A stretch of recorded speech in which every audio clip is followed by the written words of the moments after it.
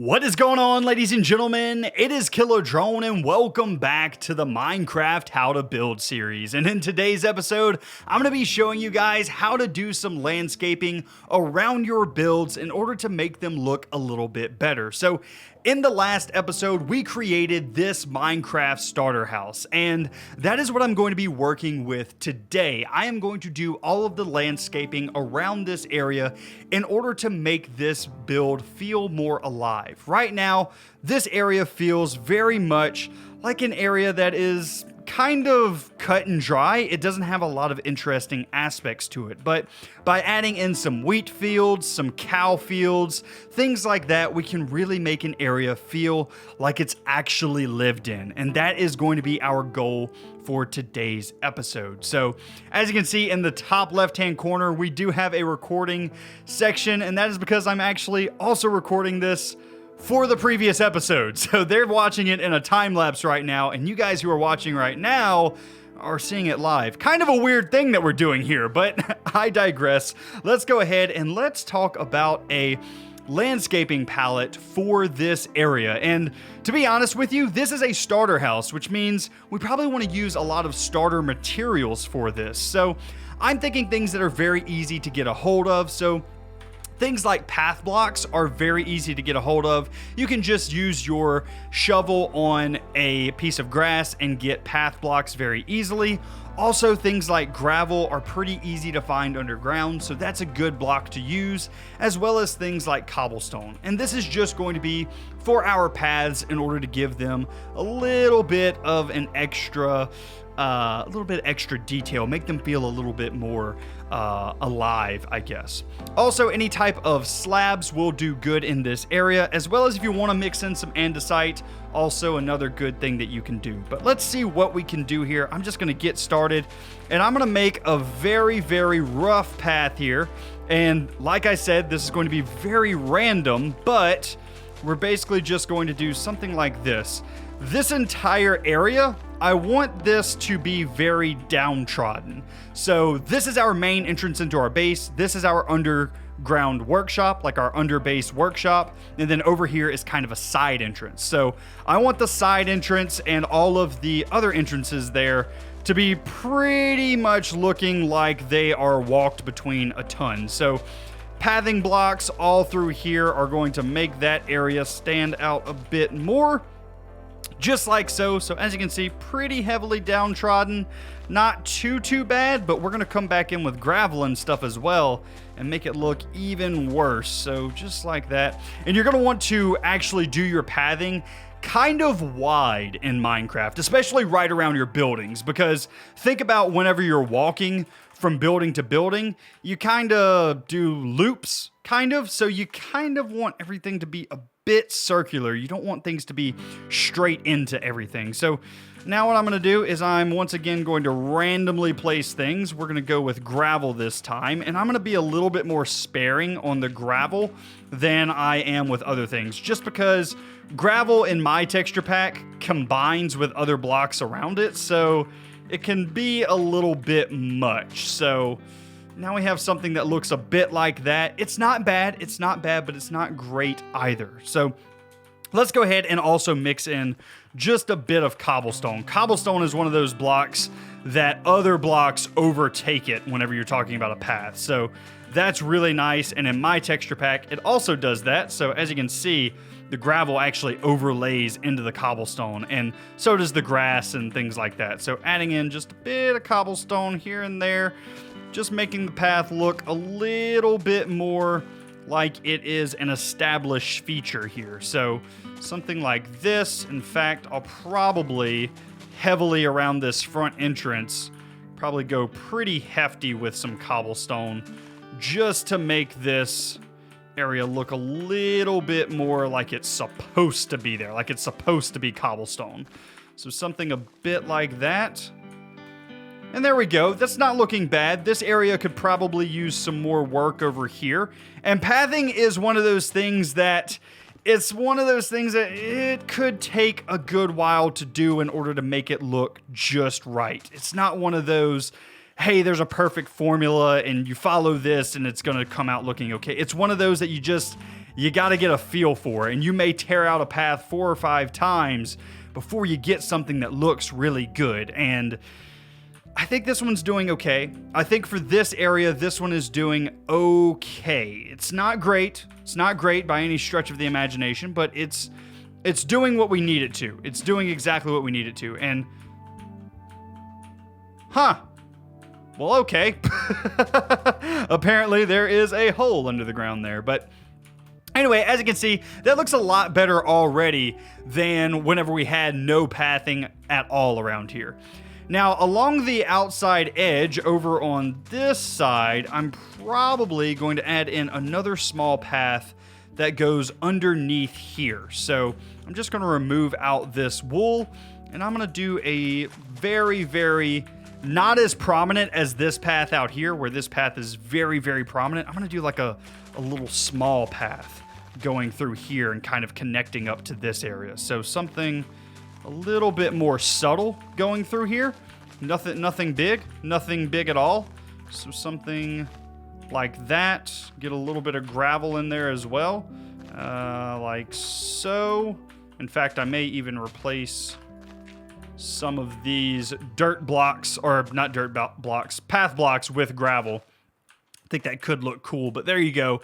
Just like a smaller path, not as prominent of a path going in this direction. In fact, I may even...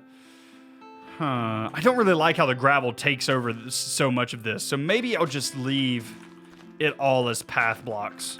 I think that may actually look better in this situation. In most situations, I would recommend keeping the gravel and the cobblestone and everything. Now, you can also do some things with your path in order to give it a little bit more depth, so you can add in things like cobblestone half slabs in places, or you can add in things like andesite. Andesite's another good option to add in just sparingly around an area.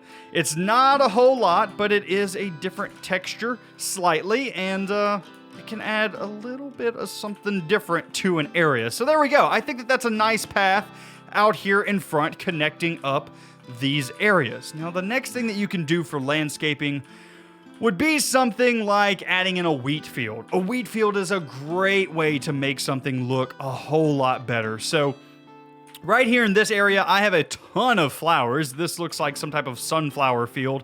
I think I'm gonna remove all of this real quick, and then we're gonna get in some fences and actually put in some wheat into this area.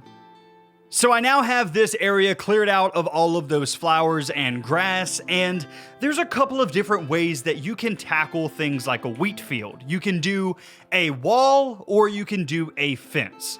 I think in this case, I'm gonna do a wall. I think that a wall will look really cool in order to give this area a bit more protection around it. So let's get out some stairs, and we're basically going to make this entire wall out of cobblestone. So I think I'm going to take it right off this back chimney from the previous episode, and I'm just going to kind of very loosely, once again, these fields do not have to be absolutely perfect. They can be very, very organic, and it just has to look like something that somebody would have made. So it doesn't really need to be any straight lines. It needs to be something that is kind of thrown together in order to protect the wheat.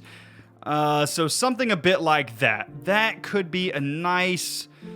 Yeah, I think that could go very nicely as a wall to protect this area. So just kind of build it up like so.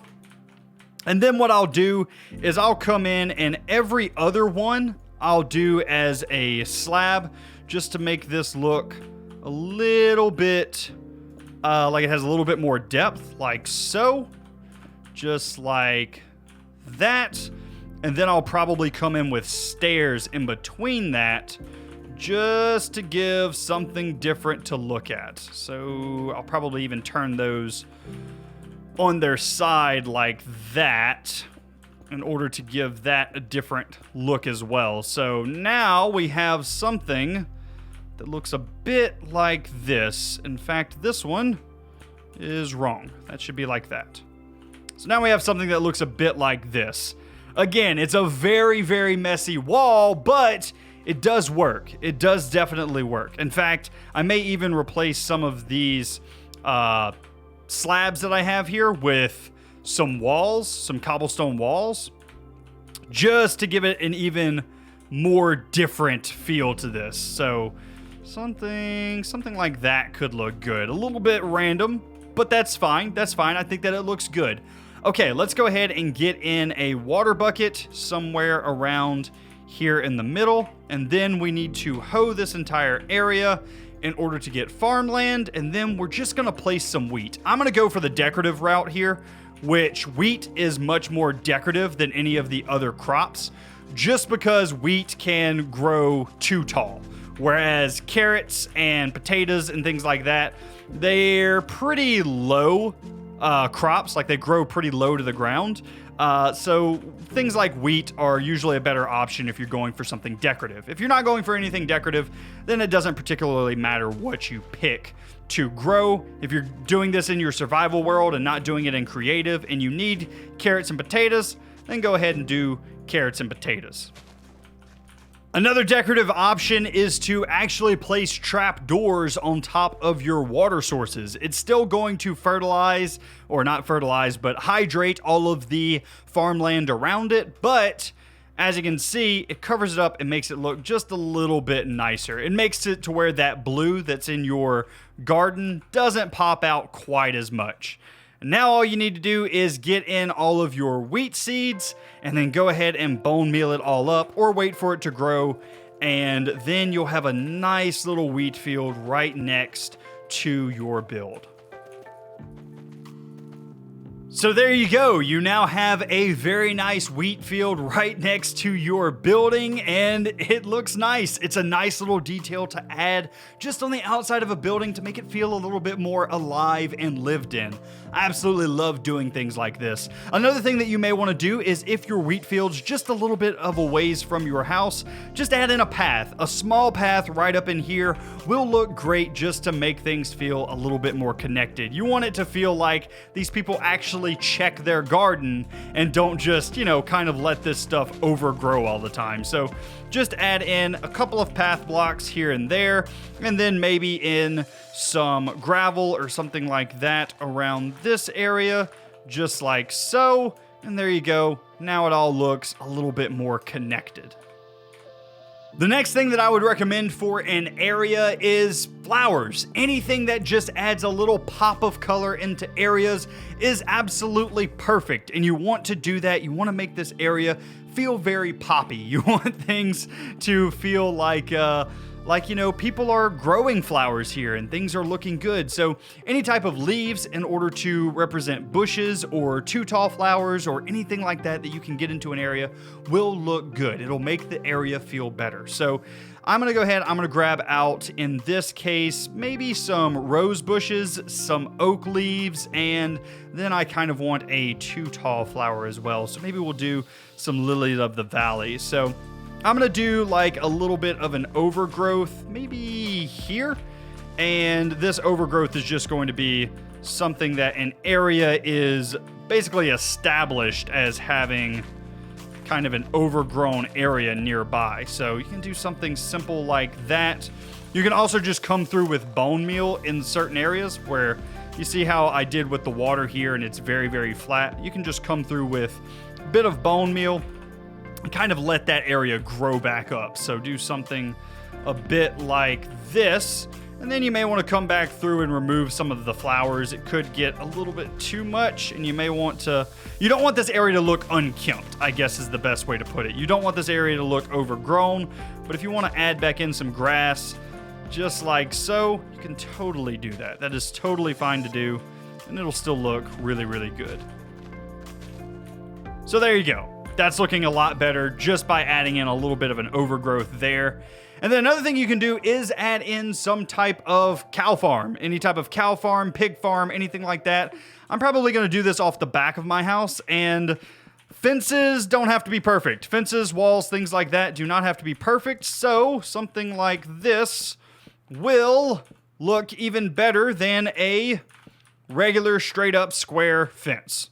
So something a bit like that. Across the back here, I'll do fences just like so.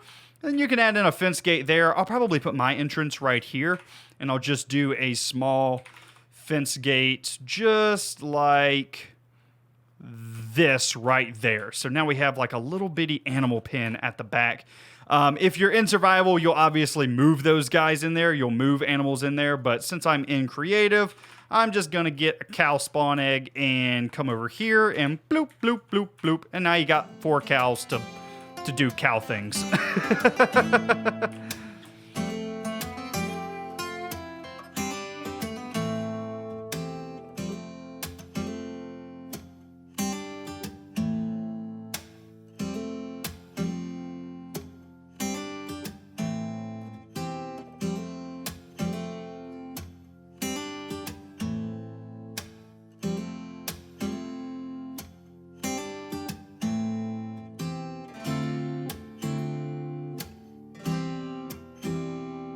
But anyway, ladies and gentlemen, that is just some basic landscaping tips. I had a bit of landscaping to do around here for the previous video, so I figured some of you guys may enjoy some really simple landscaping tips to make your areas look better. Anything to do with flowers, bushes, make things look like they are lived in, and that's gonna make things look a lot better for you. Make your builds look good. As you can see here, this actually looks like a village person could live here. They have paths around. They have a place to get food with their wheat farm. They also have some cows at the back for them to have meat or have milk or something like that.